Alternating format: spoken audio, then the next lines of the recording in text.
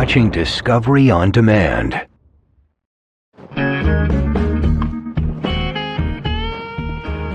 So when we left New York, a lot of people think that I stopped building bikes. That's the furthest thing from the truth. I've probably built more bikes since I left New York than I did when I was in New York. I never stopped building bikes, and I probably never stopped, period.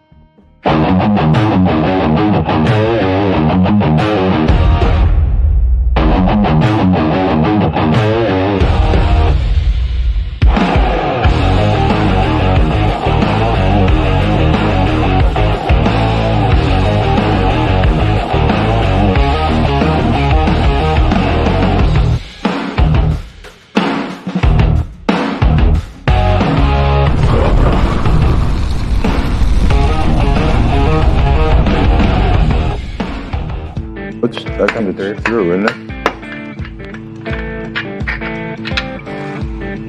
Good? All right, man. I'll see you tomorrow. All right, man. Ride safe. Have a good night, Jimbo. Thanks, you too, Paulie.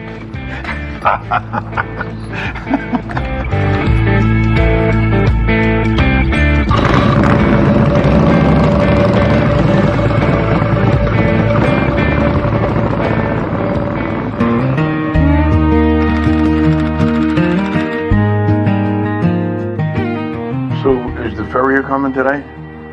Actually, tomorrow. I couldn't today. We have Grable. What time's Grable? 1 o'clock, so I'll finish the animals, and then I guess I'll swing by and pick up you guys, and we'll go together. You're heading out now, or you're going to go? No, I'm going to go. I got to get going. I think this has been a great move, especially for Paul, because he loves the smaller shop. You know, he's got this quaint little shop there, this basically little hobby farm that we can, take in these animals. But for Paul, it's like a dream again. He's got animals back. He went back to really his old school roots of building the way he wanted to, and he loves it. He leaves for work happy every day. He comes home happy. It's really been an incredible transition for him in terms of just how much more relaxed he is. So we had an event over at the OCC Roadhouse to celebrate our veterans. Brian Stern from Grable Rescue was receiving an award that night. Later on in the evening, when the event was over, Brian and I met up. We started talking, and I had mentioned to him about a bike and how it would help bring awareness to his organization and what they do. Yeah, so it should be Brian and a bunch of other people up there. My name is Brian Stern. I'm the CEO and founder of Grable Rescue. We're a donor-funded, veteran-led international rescue organization. We rescue Americans and allies, not just Americans, but that's our priority, from war zones, conflict zones, kidnappings, hostages, and also natural disasters. So we're about 140 people all in. We have people all over the place. We have people deployed right now. We work all over the world. Anything you see on TV that's a crappy place where people might be in trouble, we're either been there already, there right now, or on our way right now. Like that. So we are really busy, entirely donor funded. We do not charge money. Carrillo over there, he's the first American victim of war crimes alive since World War II. We broke him out of jail from Russia. The Russians had him, tortured him for 37 days, broke him out of captivity, which is the first time that ever happened to Russia. And for fun, we did that 11 more times. That's us. We'll show the video, which, because everything we say sounds kind of not believable, which is why we record everything, because we have the receipt for everything that we do. My team and I have done over 600 missions all over the world. We rescued over 7,000 people from Hurricane Ian to Maui to Afghanistan to Ukraine, Russia, Israel, Gaza, Lebanon, all over the place, Sudan. We like to say that we work at the speed of need. When Americans are stuck or in trouble, someone has to show up. I would be dead if it wasn't for Brian, who saved my life. Knowing that we've saved these people from something that being caught in a war, conflict, it's very, very rewarding. It feels amazing to bring American citizens home, our countrymen. These are our neighbors. Grable can't walk out of the parking lot without money, without donations. They can't fly overseas and help American. They can't pull a hurricane victim out without gas, chainsaws, vehicles, and donations pay for all that. We can have all the things that we need, but if I can't afford to think yes, it just sounds like a good movie. It sounds like something that we watch on TV. And that's the one thing that I never, ever, ever, ever want to do when somebody needs help, is be a spectator. What you do is just so incredibly heartwarming and brave and everything else and emotional to be able to see that. It's an honor for us to be here, truthfully. So we've done TV for 18 years. I mean, this is really heartfelt here, you know. I'm psyched, you know what I mean? Like, this is really cool. And when we do stuff too, we have to be into it, you know what I'm saying? We have to feel that this is something that we are honored to do in a sense, you know?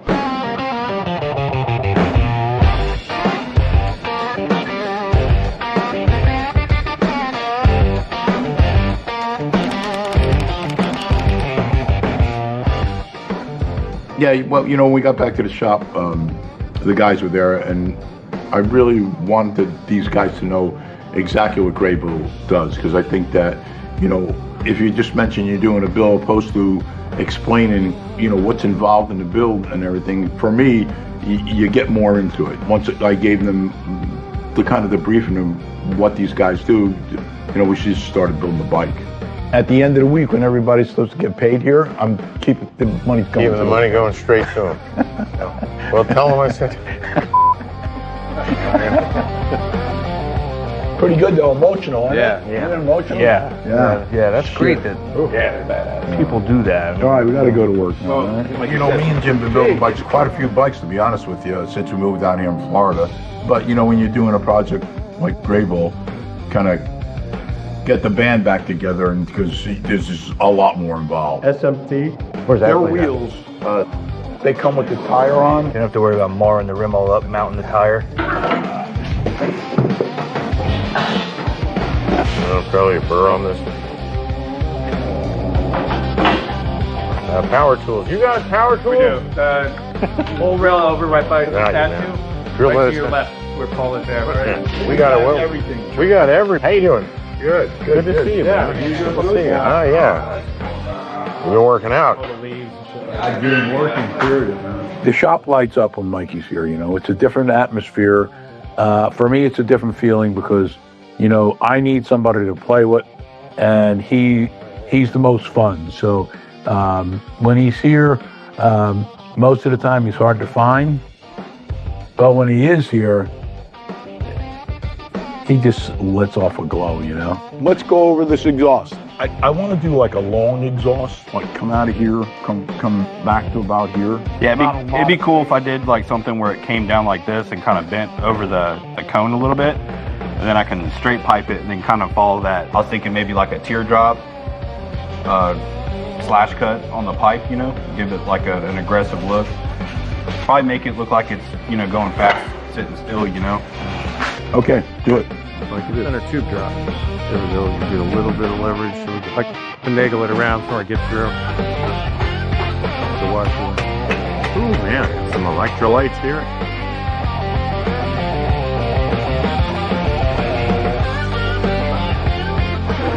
So it's my first day on this build, and I'm just kind of looking at this frame. In my head, I'm just like, I'm pulling out that drawer of archive, like, okay, what pipes do I want to build? It's challenging when you're doing that stuff on the fly. Like, we're hand making most of these parts right here in house. So what do you think the hardest bike we ever built was?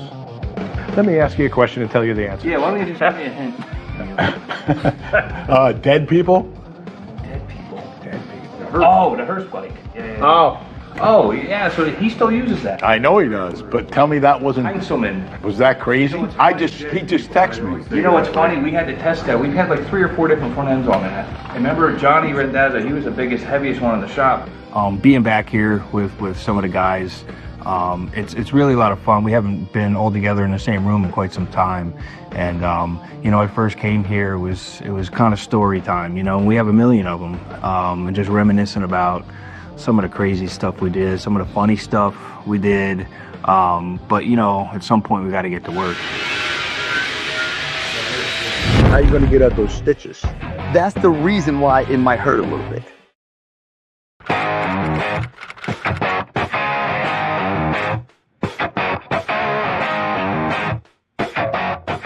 So working with Paul now versus back in New York, it's different. The stress level for everybody is non-existent for the most part. We just enjoy working together, having fun. He's teaching me things. I'm not a bike builder by trade. So he's been showing me what's going on, and we've been building together, just doing really cool stuff and working with some cool people down here in Florida that we've met. A lot more steps. This piece next is going to be really a pain in the ass. It is. Worse than all of this. Because you, my friend, are an imbecile. People always ask, what do you like about working with Paul? Is he really like you see on TV? I'm like, no, he's... How great was Jackie Gleason? So I think what we need to do is make a plate in here. Okay. This way, come around and fill in this area. Right. And then Anthony made an oil tank. We'll see how the oil tank and the battery box to fill this area because it's stretched so far. You know, it looks real empty in there. Right. They're working on the front end, so I think we're doing really good. Again, Anthony's building the gas tank. That's kind of like, I think that's an area that none of us are qualified in, other than Anthony. So, but the fender's not done. We got a lot of fabrication to do on that fender. It's a real long bike. The frame's been stretched, so yeah, I'm getting back to work.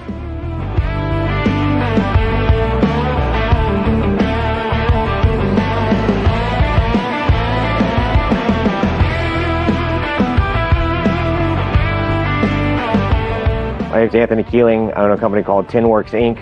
I've been helping Paul for about 2 or 3 years now, off and on. I build frames for him and stuff, and today I'm helping him trying to get this bike done, helping out, and I'm building the gas tank, mounting the oil tank, battery box.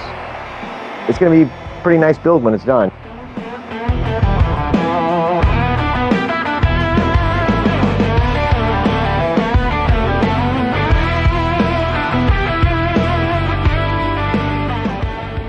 Why do you all make that look when I walk in like there's something Because we're wrong? happy to see you. You're never happy to see All me, morning, Jim, everybody's, ever. where's Joan? Where's Oh, Joan? yeah. Where's Joan? We hope she got hit Paul's by a like, truck. I don't know, but I already missed her. Wait, really? Yeah. So Joan, Paul's wife, most people don't know she's actually the CEO of Orange County Chopper. So she keeps us running smooth and keeps us on point. I mean, a lot of times she'll stop by the shop to see what Paul and I are up to or not up to. She makes sure we're on point with delivering the bikes on time and what the client is looking for. It is really nice. Yeah, it's good. What do you think, Mike? We could drive it? Yeah, we got a lot of people working on it all at once, so like the old days, you know? Yeah. everybody Well, was that's what I feel like. I just walked in. I'm like, wait. I'm in a time warp, you know?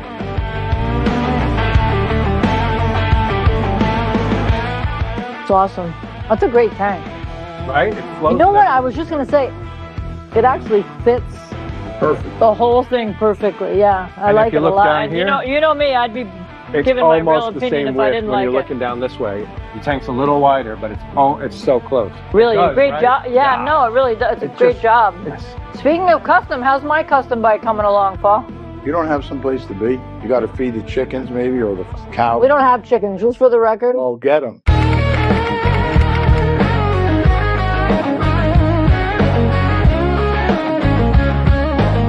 Where's Jimbo? Hey. Oh, don't sneak up on me. I'm sorry.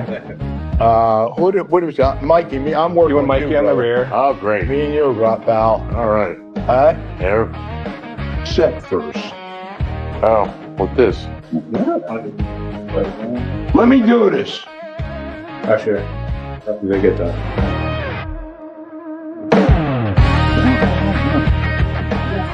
We're having like a slow start this morning, and I think it's mainly because of Michael. He was late this morning, 2 days in a row. One more time, I'm gonna have to can him. Had a conversation with the camera guy. You better get on the stick. Right. All right? Good pep talk. Oh, There you know that. All right. Paul had some surgery done to his hand and had some stitches, so the doctor is supposed to be stopping by, which is good, because to get Paul to go to the doctor and to get us to do anything when we're done working is tough. It's hot. It's hot. Oh, I drove an hour to get here. Did you really? Yeah. Did you I drive it? must love you a lot. I'm like a coward when it comes to this shit. Nah, no, you're not. Yeah. Like when they cut it and they stitched it, it didn't bother me at all. But now, that it looks great. Yeah, but look at how this has grown over that. How are you going to get at those stitches? That's the reason why it might hurt a little bit. You sure you want to do it here? Yeah, You gotta, I don't care. it's your hand, not mine. Yeah, you good? Yeah, it doesn't matter. It's fine. Let's do it. Mike, you're working here? Yeah. Huh? How'd this happen? You don't want to let anyone know. No, Talk about it. I don't want to talk about I it. think my father is getting to the age where, like, he's causing himself embarrassing accidents, but doesn't want to tell anybody. So he came in one day with a with a real gash in his hand, and he kind of didn't want to tell anybody how it happened, you know. But it's sitting there like Frankenstein's, stitches in his head. So it's kind of hard not to give him a hard time about what's going on. Kind of like the giant dent in the front of his truck, you know. He blasted something with that. I don't think he wants to tell anyone.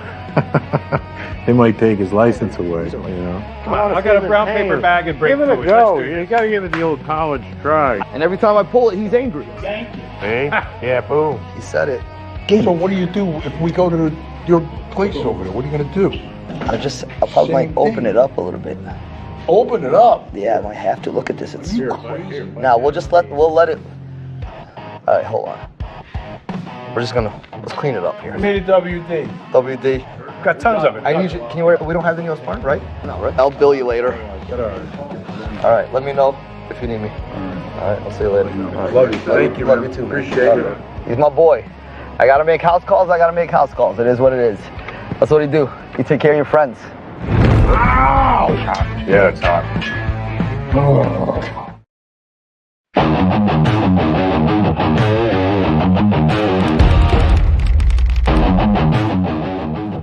As far as the bars on this bike, Drew made these bars, actually makes quite a few different sets of handlebars, and this one set of bars was very unique, and I really liked it. So I had asked him to fabricate a set of those for Greybull.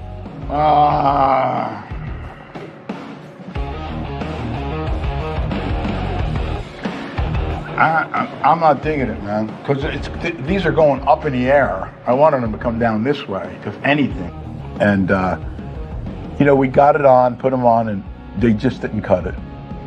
First of all, the stretching, the rake and everything, the position of the handlebars and whatnot, it didn't work. So we had to go to option B, which was, a set of kind of pullback drag bars. And even then we had to make like 8-inch spacers to bring them up over the tank. When you're building custom bikes, every frame that we do has got like a different rake on it. Normally when I build my Zeus bars, it's for like a stock rake, so I just went ahead and built them for that, thinking I could just, change the angles. And they're cool like on a stock rake, but with that 40-degree angle, it just wasn't looking right. You know what I'm saying? It was just like real sharp edges, and like everything on the bike was kind of like smooth, so it wasn't really flowing. What'd you cut yourself yesterday?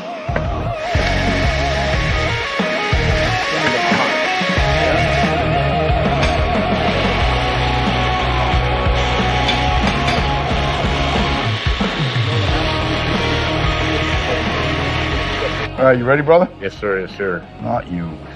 Yep. Nope. You, my friend.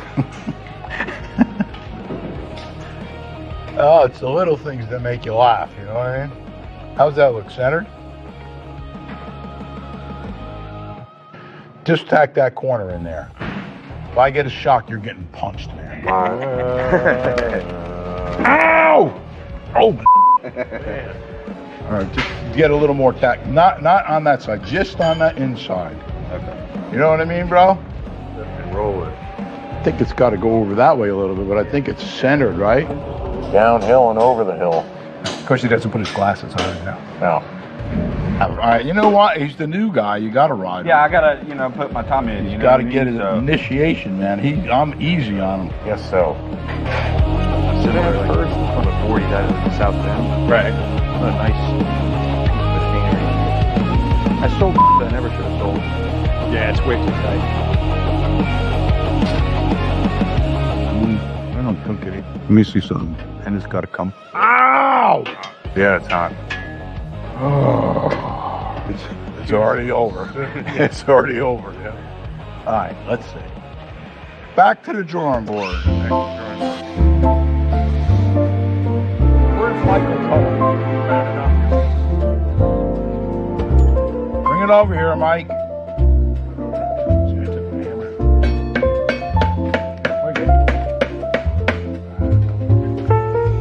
You always prepare for these things, but it never ever works out. Me and Mike have kind of a chemistry, so no matter what we do together, we have fun. So the Sissy bar entailed quite a bit of work. I'm down. I'm down. You're gonna burn someone's eyebrows off. You know what happens? We've made a bunch of sissy bars together, and usually we get halfway and have to start from the beginning again. This is one of the rare times we didn't have to. So that was kind of an accomplishment, right? No, it was good. It was good. I enjoyed. Oh, great. I don't want to tell him until. Thanks, Mike. Appreciate it, bro. Yep, you too. I'll see you in hell. So now that the paint and powder coat for the Gray Bull bike is out, it's time for a little R&R, a little us time. So Paul's got a friend who owns an airboat place with crocodiles and other stuff, so it should be pretty interesting. So we're going to go out, check that out, and have some fun. My name's David Schlum. I'm one of the owners out here at Wild Bill's Airboat Tours. Paul Sr., he's been coming out here for a couple years hanging out with me. I got one of his bikes in my house. He's a really stand-up guy. This is a day out for us.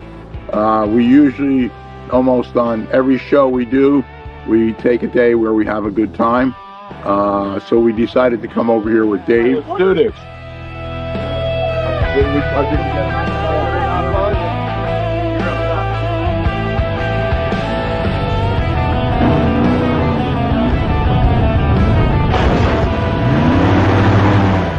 You know what, coming here today, it's so funny because it's really peaceful and it's just a break from, everyday life between the shop, the business side, working at the farm, which I love. All of a sudden you come out here and you forget about everything. It's just a great break. I have to admit it, I was a little bit scared of Paul driving the boat because we've all seen his truck, and he has no fear whatsoever. Like, he doesn't, it's amazing. You would think as you get older, you would get a little bit, more fearful of things. I think he's actually gotten worse when it comes to that. Zero fear, just hit it. We all came out of our seats, but it was so much fun. This place is always an adventure.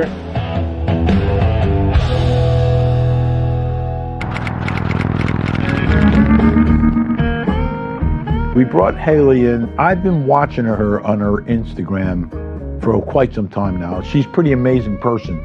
She tells you like it is. She's a little raw.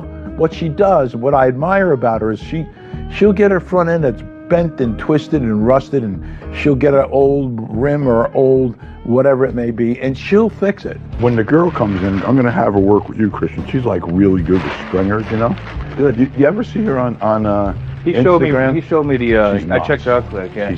I came in and they put me to work with Haley, and I wasn't very familiar with her working together. And she's she got the trucker mouth going. Cool girl. Forever. This goes like loud. You're amazing. Alright. I would have thought for sure they'd be like. Well, listen, I might not be right. No, that's how they're. How many choppers do you think you've built? A lot. Oh, yeah. crap. We did over 1,000 just on the show. Yeah. It's always the most dicey thing is putting the springs on. Haley's fitting right in, like one of the team. She's really good. She's done front ends before in springers, so we knew that would be a good place to have her start. Yeah, she's knocking it out. Yeah, so this morning we came in, Haley and I were working on getting the front brake totally situated. It's a lot of spacing. It's a lot of math involved, actually. So we're just about done with that. So yeah, we're off to a good start. A little better than yesterday, I would say. I found bikes as something like instinctively. I couldn't put my finger on it. I just had to be on a bike. I knew that it was something I had to do. But all the bikes, like all the stock bikes, for whatever reason, that was like some intuition or something that was going on where I didn't like any of the stock bikes either. So he notices what I'm doing, which a lot of people, they don't notice that kind of stuff. They just want to see paint and chrome, and then that's what constitutes a build. But obviously there's no chroming really around me, and so we got to make do with what we got, and we're making our own parts, and he gets it. He sees that. Hurry up. Go fast. Dude, look at that spring. I don't want to hold it.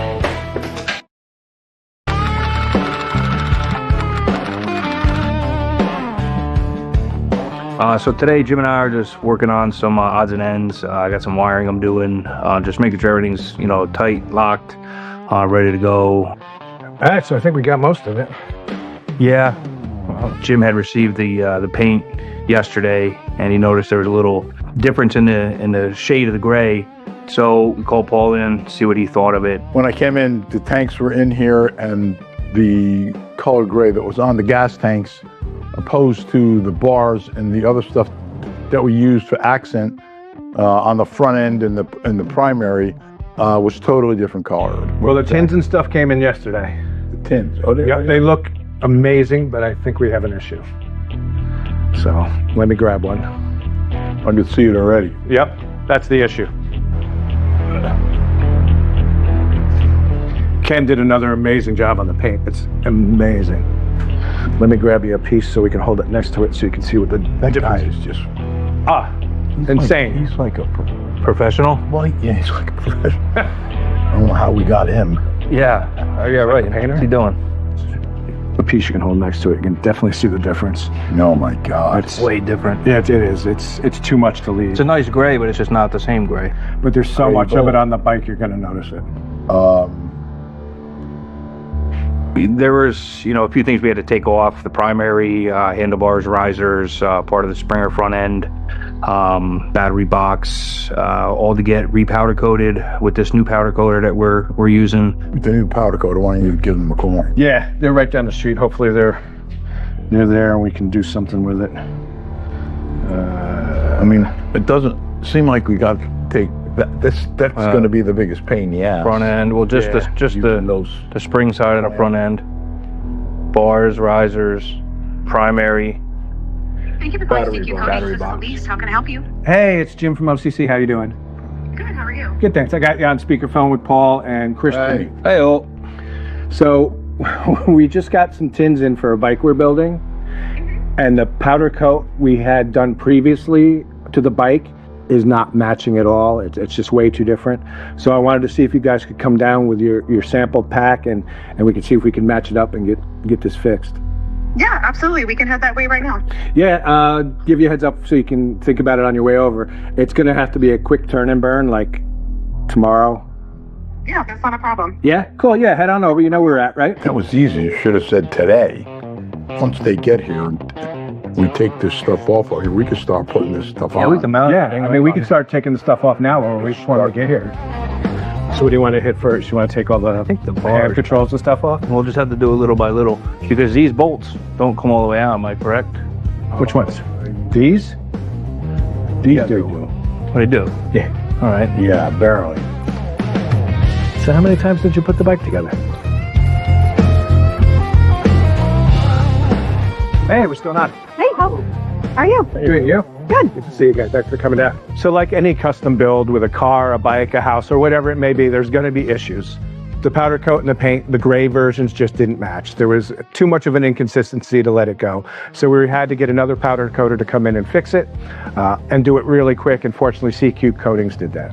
The real way to do it is do the powder coat and have the paint match the powder coat, but we didn't do it that way. That's all right. So that'll work. Okay. That color will work, yeah. Yeah, I can get this today from our supplier. I'll pick it up and we can have the parts done by tonight.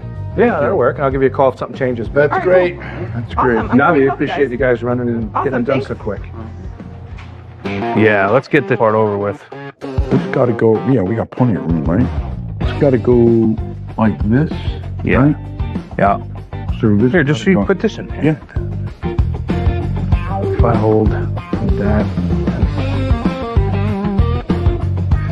Big part, remember, it would slide off of there, so you got to have it like dead on. So me and Christian were taking the Springer apart, not for the first time. And we're using this tool that we used to use. Man, we used it for years and years back in the old shop even. And I was compressing the spring. That pulls the tension on the springs so that you could release it and take the springs off. And I pulled the whole stud out. Where the stud should have stayed, just the nut should have came off. So there was nothing holding that spring in, and he still had it compressed. And I noticed that the spring was bowing. Christian started moving away. And he said, you need to hurry up. And when I looked at the spring on the between the triple trees was almost bent like a U. And I mean, there was a lot of pressure underneath that spring. So I tried to get him to go fast, loosen it, get it off. And as soon as he said that, it let go. And before I could even get that totally out of my mouth, the thing went whipping across. Because look at that spring. I don't want. Well, that'll work. You all right? Holy crap. Right there's good. That thing hit me right in the wrist, bro. You all right? He let go fast. It hit me in the hand. You know, I could still feel it. We got a red mark there, but I guess it could have been worse. I mean, that thing went whipping. As a matter of fact, we didn't see where the one piece went. Jim found it on the floor afterwards. That was the part that I didn't see. We looked up at the ceiling, and there's a hole in the ceiling. So luckily, I mean, it would have knocked teeth out. Could have been at the dentist getting new teeth because the pressure that had to be able to almost stick into the ceiling. It's funny, I guess. Pretty much lucked out there.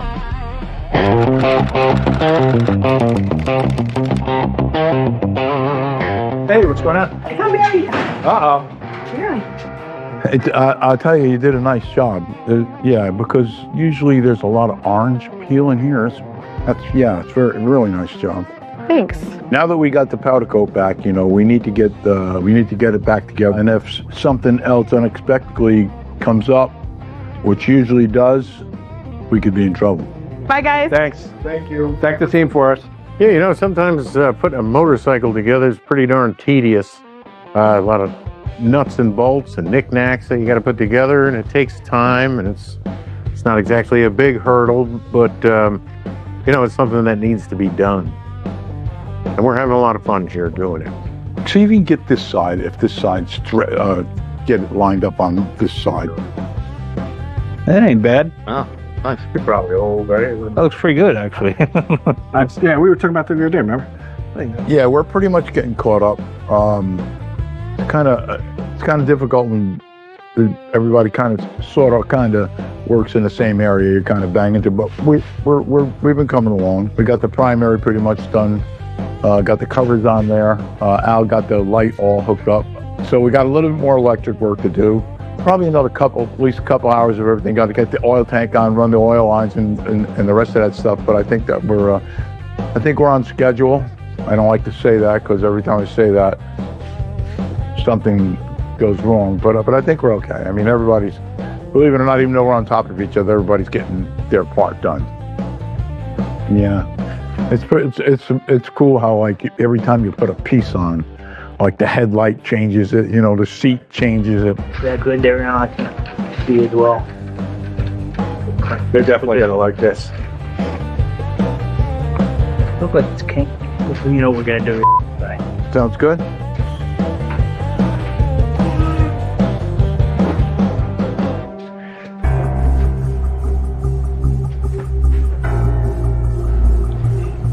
Hope that's not even get reserved on us.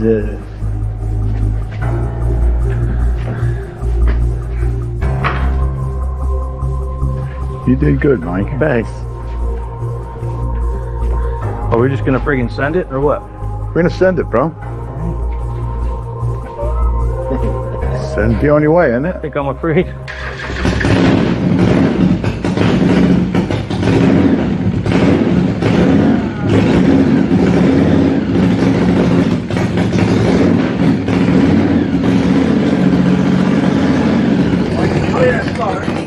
Yeah.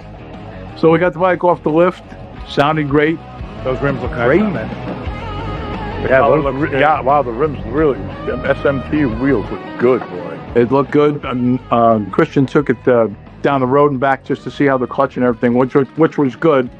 The issue, which actually we seen as soon as we got it off the lift, the steering needs to be shortened because it's hitting the gas tank. So what we're gonna have to do is, it's an old school chopper thing because you never really used to put stops on there. You'd either drill and tap it or put a chain on there or whatnot. So once we figure out where that's got to go and drill it, hopefully take it out one more time. I think I'm going to take it out one more time now that Christian did it.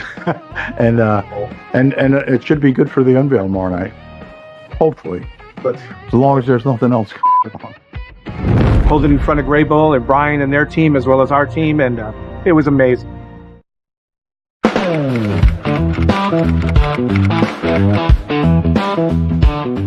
We've built a lot of bikes for different organizations over the years, but this Gray Bull bike is really something near and dear and something really special to all of us, I think.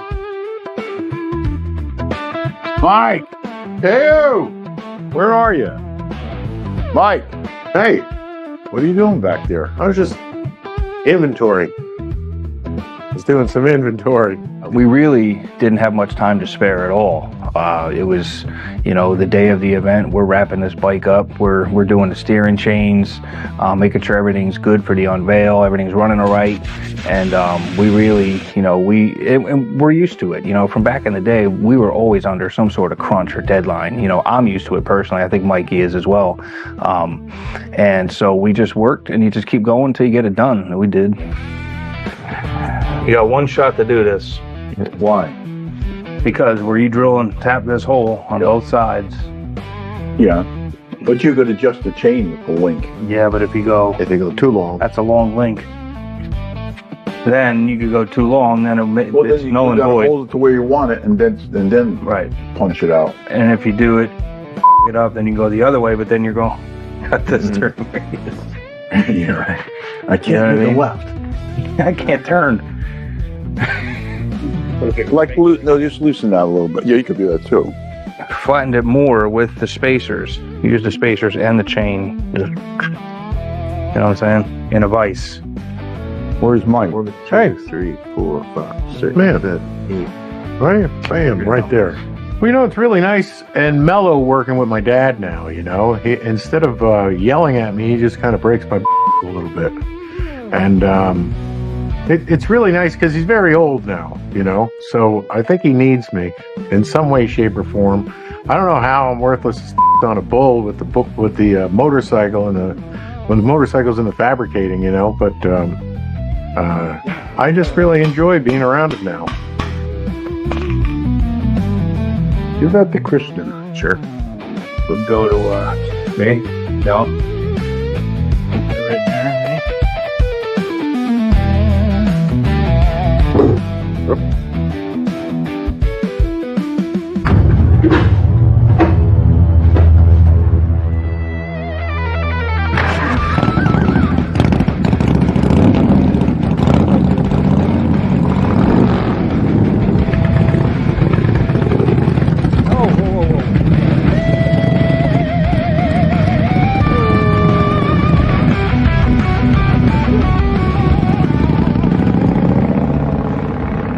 So the bike, like most of the times, time was of the essence, and we were running a little behind, but we were going to get it done. So we were able to finish it, which is good because it allows us to go out and see some of the vendors here at the St. Pete Bike Fest. We had some friends here like Gray Bull, Jay from Operation Healing Heroes, and Talon from CQ, who's our new powder coater. So it was good to be able to go out, spend some time with them, and just relax a little bit after getting the bike done.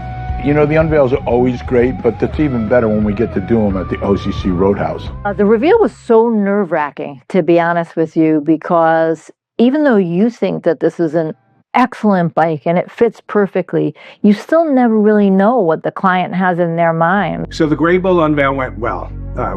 Joan and I got out there, got the crowd ready. We brought Brian up. Brian talked about Gray Bull, Joan talked about Gray Bull, and then Brian showed everybody a video. It was the first time the video has been made public. The Gray Bull team hadn't seen it. They fired it up. Everybody turned around from Gray Bull. The crowd was quiet. You could hear a pin drop because everybody was paying attention to that video. We rolled right into Ukraine, and that was a humanitarian crisis unto itself. We've done 68 American babies from the war in Ukraine. Oh, my baby. Thank you, everyone. Babies in a war zone on life support in incubators gives you gray hair. Several Americans have come back home after being held hostage by Russian forces in Ukraine. I would be dead if it wasn't for Brian. He saved my life. Without Brian, I would still be there. The United States and U.S. citizens need Gray Bull very simply because more Americans are held at risk today than ever before, and no one's coming. I like to be able to say we're coming. My greatest fears have now come true, which is having to say no. We have way more people asking us for help than we can afford, and that's because we're donor funded. If we do not have money, we cannot do what we do. This operation is logistically very expensive. If there's no donations, there's no money to execute evacuations or rescues. We can have all the things that we need, but if I can't afford to take a guess, it just sounds like a good movie. And that's the one thing that I never, ever, ever, ever want to do when somebody needs help, is be a spectator. So the video gets done. We're pumping everybody up. You hear the bike coming. You hear Paul revving it up coming around the corner. He pulls it in. It's a long bike. It's over 11 feet long. So riding that in, Paul killed it as always. Pulled it in front of Gray Bull and Brian and their team as well as our team, and it was amazing.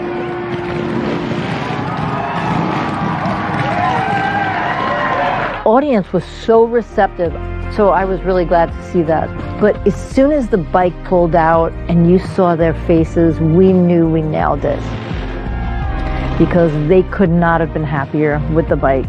So it really, in the end, after all the anxiety, turned out to be awesome. So after the unveil and everybody was checking out the bike, we invited all of Gray Bull back over to the shop to talk to us and see where the bike was made. I think it's beautiful. I think it's beautiful. It definitely, balances the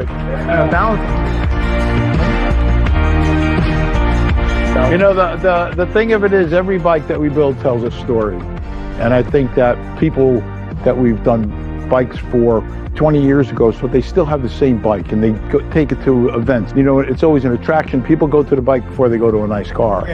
Core looked at this and we were just ecstatic.